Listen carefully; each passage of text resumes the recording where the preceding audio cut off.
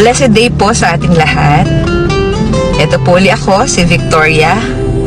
Yan, tuloy ko lang po yung kwento update po doon sa pinost ko about my journey about depression. Yan, ngayon po galing po ako sa SM North EDSA kasi meron po akong isang kaibigan na napanood niya po yung post ko about doon sa na dinadanas ko. And alam niyo po mga may depression, ang isa po sa pinakamalaking tulong sa kanila ay ang merong good listener. Yan, pakinggan nyo lang po kami kahit na paulit-ulit. Malaki pong tulong yon para sa amin. And ayun nga po, thank you so much. Alam nyo po, bago ko i-post yung reels na yon, iniisip ko, okay ba na i-post ko to? Ano bang ang magiging impact nito sa mga tao? Negatibo ba? Positibo pa ba? Tama ba?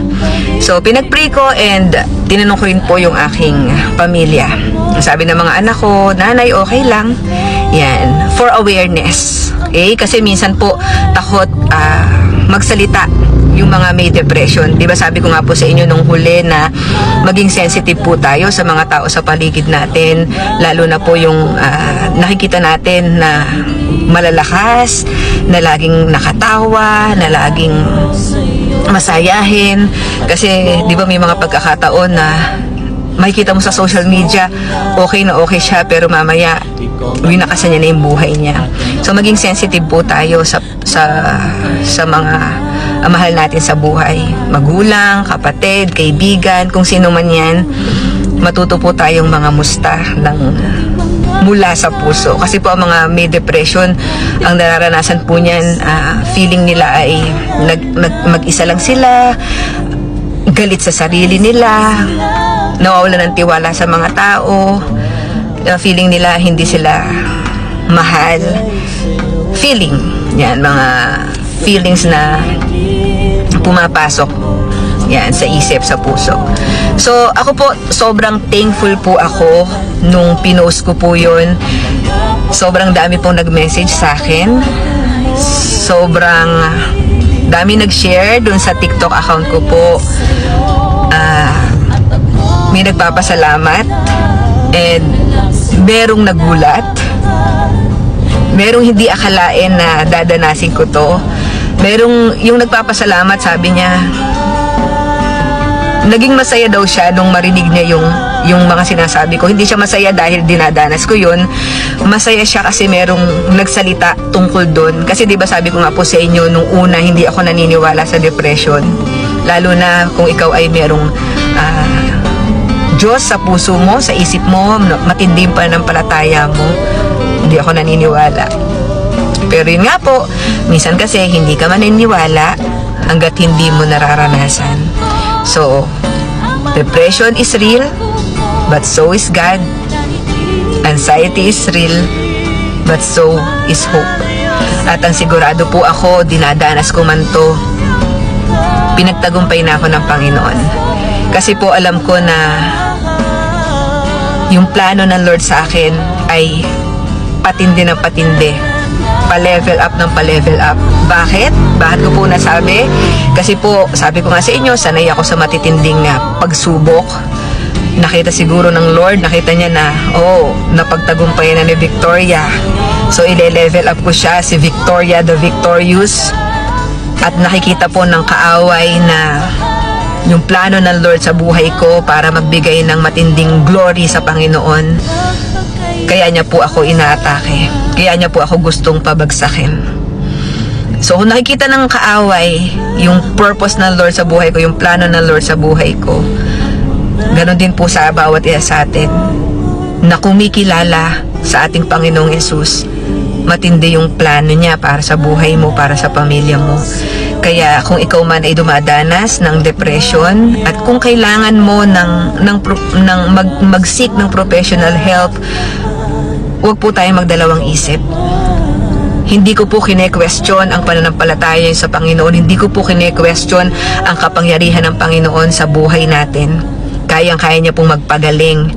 Pero kung sinasabi po sa atin ng Lord na mag-seek tayo ng professional help, gawin po natin. Kasi si Lord yung nagbigay sa kanila ng wisdom. Ang mga doktor po ay pwede po tayong tulungan. Okay, so ngayon po ang aking therapy ay ang pagdadrive. Yan, nakakapagod, medyo mahal pag sagas na, pero nakakatulong po sa akin to. Yan, nag-exercise, maghanap ng ibang pagkakaabalahan. Kailangan kasi yung isip natin ay maging busy. Siyempre, yung faith natin sa Lord, kailangan pinapakain natin yan. Panalangin, pagbabasa ng Bible. Yan, mag-i-feed po natin yung isip natin ng mga positibong bagay. Okay ako. Lahat po ng mga sinasabihan ko ay mukha daw akong okay. Kaya dahil ang paniniwala nila ay si Victoria ay malakas, si Victoria ay sinubok ng panahon, pinatatag ng Panginoon. Kaya pag nagsasabi ako sa kanila na meron akong depression, ikaw pa? Wala yan, sa isip lang yan, kaya mo yan. So minsan nai-invalidate yung feelings pag ganong sinasabihan ka. Kaya po kung meron po kayong nakakausap na may depression, pakinggan nyo lang po. Huwag nating invalidate yung feeling nila kasi lahat po tayo ay may kahinaan. Pero sa kahinaan natin, doon po nakikita yung kalakasan ng Panginoon. Doon po nakikita yung kapangyarihan ng Panginoon. So minsan ang tanong ko rin, Lord, ito bang dinadanas ko ay bunga ng pagsuway ko? May mga pagkakamali ba ako? Hindi po ako perfecto. Alam kong binabago ni Lord ako. Pero hindi po binibigyan po ako ng assurance ng Lord na kung si Job tapat sa Panginoon, sila Elijah, si Job na nawala lahat ng meron siya. Ibig sabihin kahit ikaw ay naglilingkod sa Panginoon, hindi ka exempted padanasin ng Lord ng testing para patuloy na patatagin ang iyong pananampalataya. Ibinibigay ng Diyos ang pinakamatinding laban sa kanyang pinakamatinding sundalo. And dun ako na-amaze sa Lord. Na Lord, ganun katindi yung paniniwala mo sa akin.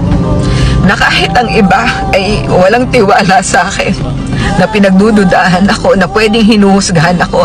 Kasi ganito yan, hindi nakinig kaya dinanas niya yan. Pero ikaw yung tiwala mo sa akin na mapagtatagumpayan ko to. Thank you, Lord.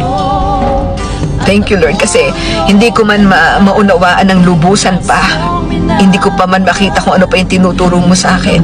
Pero marami na po ako natutunan. Pero sobrang salamat, Panginoon, kasi alam ko na matindi yung purpose mo sa buhay ko, yung plano mo sa buhay ko, sa pamilya ko. At wala po akong ibang hiling, desire, kundi ang mag-glorify ka. Ayan, so gusto ko rin po magpasalamat sa mga taong nung napanood po yung video ko na hindi ako hinusgahan. Kasi posible kasi na pwedeng sabihin ng iba na alam ko naman hindi ko ma-please ang lahat ng tao. Pwedeng sabihin na arte-arte naman yan, drama-drama naman yan, iyak-iyak pa yan. Pero ito po yung totoo. So nagpapakatotoo lang po ako. Hindi po ako gumagawa ng kwento. Uulitin ko po, maraming salamat po sa mga nananalangin para sa akin. Thank you po sa mga nag-message sa akin, sa mga nag-encourage sa akin. Salamat po sa mga nagsabi na gusto kong makausap para may panalangin. Sobrang na-appreciate ko po kayo.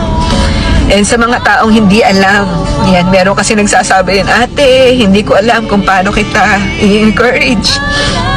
Nung minessage nyo pa lang ako, and sinabi nyo, isinasama nyo ako sa panalangin nyo.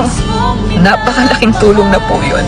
Yung mga taong nakakaharap ko, na hindi ko nakakausap, pero isang topic lang, kahit hindi kayo magsalita, ramdam ko po kayo and sobrang thankful po ako sa inyo. So, maraming salamat po, and hanggang sa susunod, ito po ulit si Victoria, nagpapasalamat. I am forever blessed, and so are you. Bye!